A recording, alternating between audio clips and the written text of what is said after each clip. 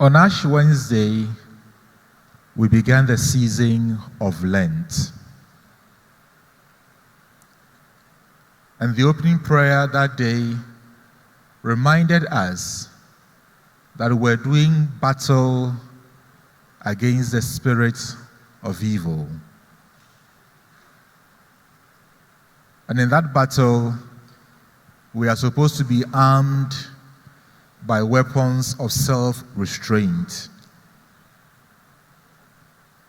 So yes, this is a season of warfare.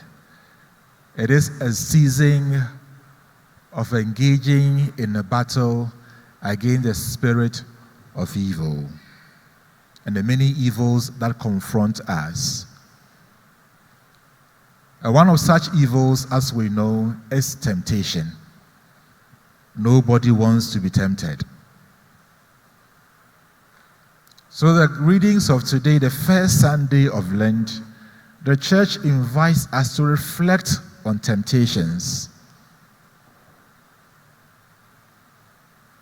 So in the first reading, we are told of the encounter between Eve and the serpent, Satan, and the temptation that ensued, and how Eve fell. Then in the gospel reading, we are presented with the temptation of Jesus. Brothers and sisters, if you look at the gospel reading and the first reading, there's a sense in which we see temptation as a combination of real need and possible doubt, and how this combination can evoke a certain inappropriate desire that when we give into, we end up sinning. A combination of real need and possible doubt in the providence of God, and how these two can create in us an inappropriate desire which can always result in sin when it is not checked. If you take a look at the first reading and the gospel reading, there's a sense in which the devil or the tempter, recall that when Catechism of the Catholic Church teaches us about the devil or Satan, he says the devil is someone who throws himself across God's plan for us.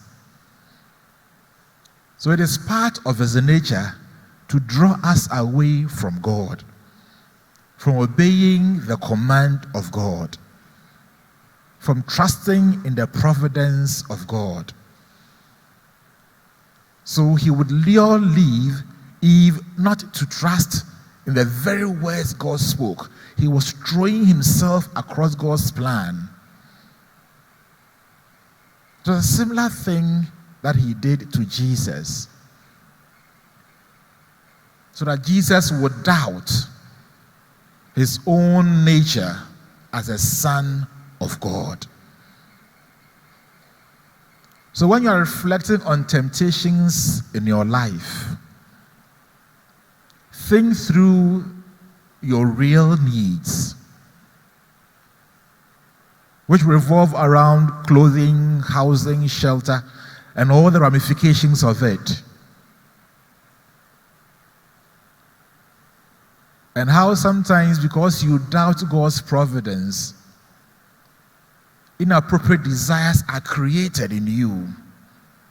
And in fulfilling those desires, you depart from God's commandments and do what you want to do instead of what God has commanded us to do. That is why the season of Lent gives us the opportunity for all of us to reflect on the many desires that we have and whether they are appropriate or not, one, and two, how we pursue those desires. Now think of the timing of the temptation of Jesus. This is Matthew chapter 4. In Matthew chapter 3, preceding the temptation was the baptism of Jesus. The heavens had opened. The Spirit descended on Jesus in the form of a dove. The Father's voice was heard. This is my beloved Son, in whom I am well pleased. Then after, in chapter 4, we are told of the temptations of Jesus. Brothers and sisters, great privileges do not prevent us from being tempted or tested. If anything at all, whenever we are lifted and elated by God, the devil finds us to be the ripe field for temptation and for testing. And that is why great privileges, special tokens, do not prevent us from being tempted. If anything at all,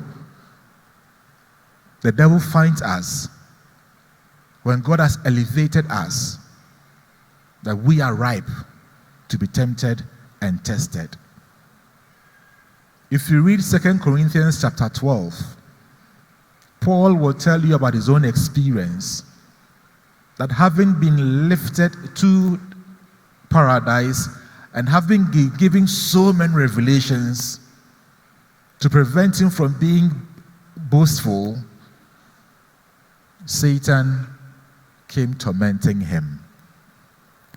3 times he prayed, and God said, "My grace is sufficient for you."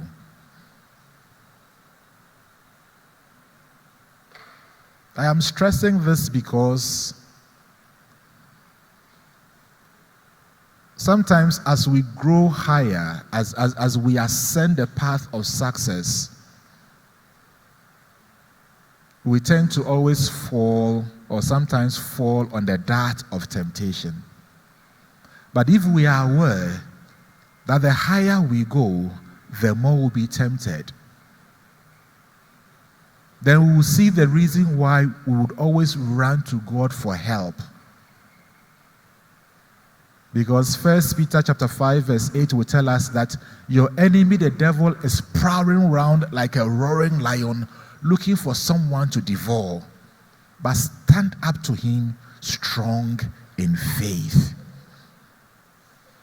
So yes, we'll be tempted. Yes, we are always tempted. But if we believe that temptations lose their power when Jesus is near, then we'll bring our faith to bear on the many temptations which come our way. Take a look at the first temptation. The devil didn't come, or the tempter didn't come when Jesus was full. He only came when Jesus was hungry. Mostly we are never tempted on our strengths. We are tempted on our weaknesses and our weak moments. When Jesus was full, the devil didn't come. He was still waiting for that opportune moment, and that was when Jesus was hungry. Then he tempted him. So think of what you are hungry for. Sometimes we hunger for success, we hunger for riches, we hunger for fame. And those are the points where we are most tempted.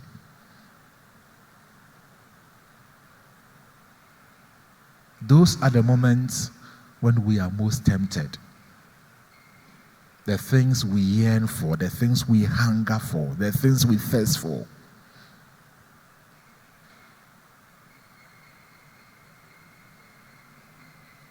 You would notice that when the devil came to Jesus, He told him, if you are the Son of God.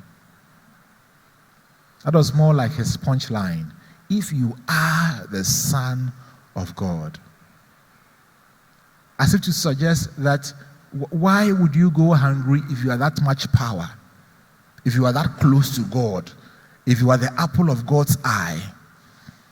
And that is also part of the scheme of the Satan. In order to get at us, he makes us doubt our relation to God, our duty to him, and our communion with God. And once we doubt that, then we open ourselves up for him to make his way into our hearts and alter what we know to be right. But we saw Jesus being resolute and standing firm. So this season of Lent is a time for you to strengthen your relation with God, your duty towards him, and your communion with him, so that in the midst of temptations, we can always stay true to God. So my dear friends, this first Sunday of Lent, think of the many ways in which you are tempted. And remember that none of us is ever free from temptation. But if anything at all, the devil can never force us to submit to temptation. He can only lure us. But in the end, we are the ones who act. So even in the midst of the many temptations that come our way, let us always endeavor to choose God and to stay faithful to his word.